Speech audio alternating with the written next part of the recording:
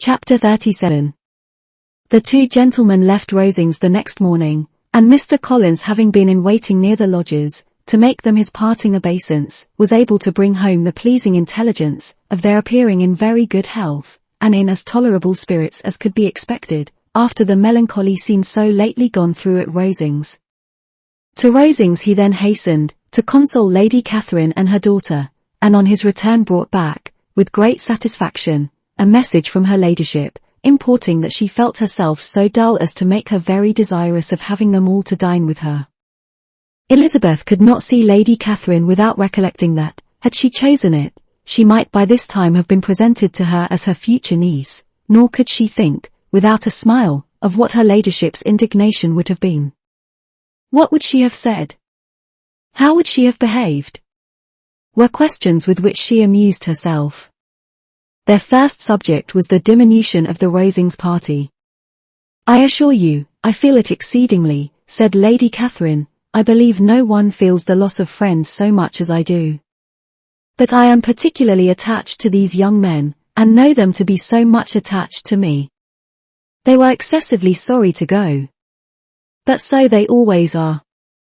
The dear Colonel rallied his spirits tolerably till just at last, but Darcy seemed to feel it most acutely, more, I think, than last year. His attachment to Rosings certainly increases. Mr. Collins had a compliment and an allusion to throw in here, which were kindly smiled on by the mother and daughter. Lady Catherine observed, after dinner, that Miss Bennet seemed out of spirits, and immediately accounting for it herself, by supposing that she did not like to go home again so soon, she added, "But if that is the case, you must write to your mother and beg that you may stay a little longer. Mrs. Collins will be very glad of your company, I am sure." "I am much obliged to your ladyship for your kind invitation," replied Elizabeth, "but it is not in my power to accept it. I must be in town next Saturday." "Why, at that rate, you will have been here only 6 weeks. I expected you to stay 2 months. I told Mrs. Collins so before you came. There can be no occasion for your going so soon. Mrs. Bennet could certainly spare you for another fortnight. But my father cannot. He wrote last week to hurry my return." "Oh. Your father of course may spare you, if your mother can. Daughters are never of so much consequence to a father. And if you will stay another month complete, it will be in my power to take one of you as far as London, for I am going there early in June, for a week, and as Dawson does not object to the barouche box, there will be very good room for one of you, and indeed, if the weather should happen to be cool, I should not object to taking you both, as you are neither of you large. You are all kindness, madam, but I believe we must abide by our original plan." Lady Catherine seemed resigned. "Mrs. Collins, you must send a servant with them. You know I always speak my mind, and I cannot bear the idea of 2 young women travelling post by themselves.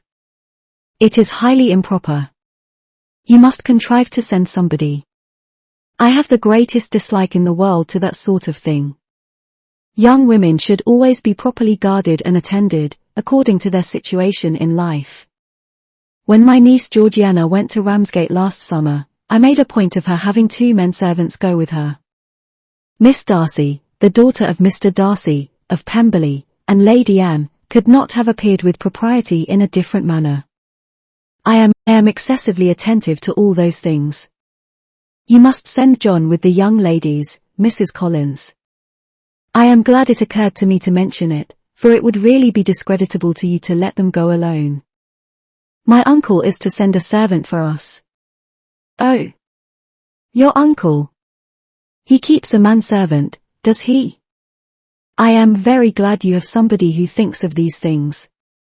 Where shall you change horses?" "Oh. Bromley, of course. If you mention my name at the bell, you will be attended to."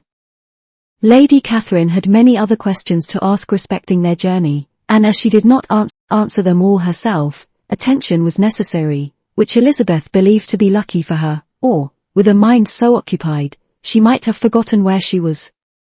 Reflection must be reserved for solitary hours. Whenever she was alone, she gave way to it as the greatest relief, and not a day went by without a solitary walk, in which she might indulge in all the delight of unpleasant recollections. Mr. Darcy's letter she was in a fair way of soon knowing by heart. She studied every sentence, and her feelings towards its writer were at times widely different.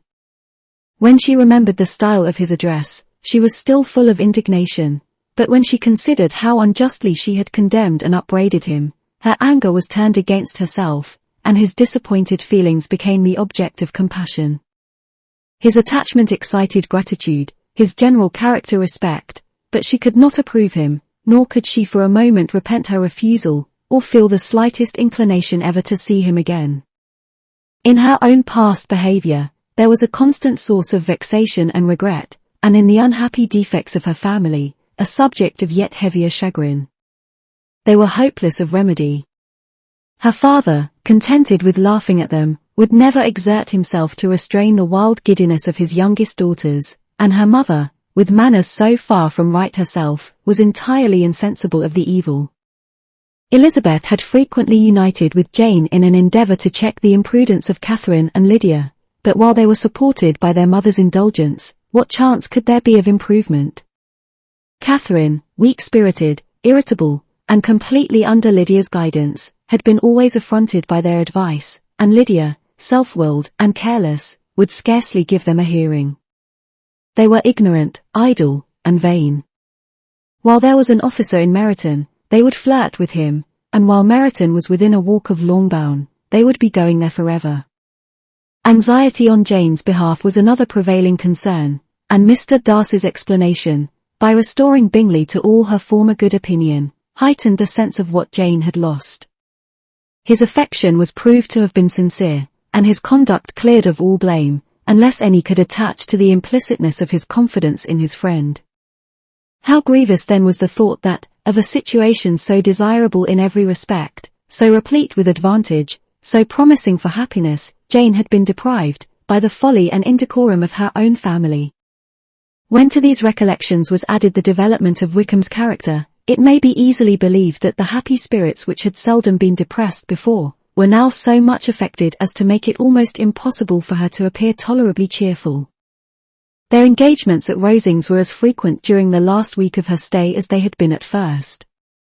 The very last evening was spent there, and her ladyship again inquired minutely into the particulars of their journey, gave them directions as to the best method of packing, and was so urgent on the necessity of placing gowns in the only right way, that Maria thought herself obliged, on her return, to undo all the work of the morning, and pack her trunk afresh. When they parted, Lady Catherine, with great condescension, wished them a good journey, and invited them to come to Hunsford again next year, and Miss de Bourgh exerted herself so far as to curtsy and hold out her hand to both.